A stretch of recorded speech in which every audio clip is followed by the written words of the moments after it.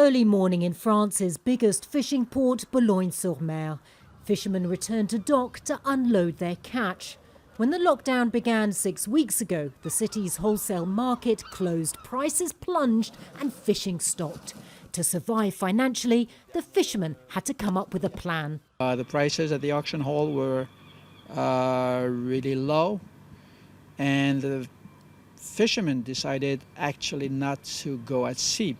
Situation now is better. We're not in critical mode anymore. We're not in survival mode anymore, thanks to a new organization that was set up. Port officials and fishermen reduced the number of boats allowed to operate to control supplies and protect prices.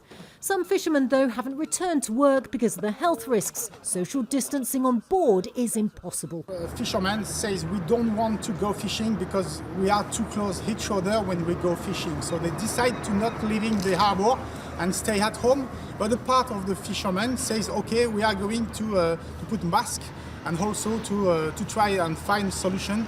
France's small-scale fishing is in financial turmoil too. In this southwestern port, many of the boats are family-owned and operated. The coronavirus crisis has also had an impact on fishermen and women here in the port of Royan. They've had to adapt to the situation and come up with creative new ways to keep their businesses afloat. After the lockdown, Florence had to find a way to sell her fish. With the market shut, she decided to sell her catch directly to local customers and fishmongers. Now she fishes in the morning and in the afternoon delivers her sea bass and soles by van. This crisis has shown us that if you rely on one system of distribution, it's a catastrophe. There's no doubt we need Royan's wholesale market for its infrastructure, fridges, ice. But we've learnt that we also need our own local fishmongers and customers.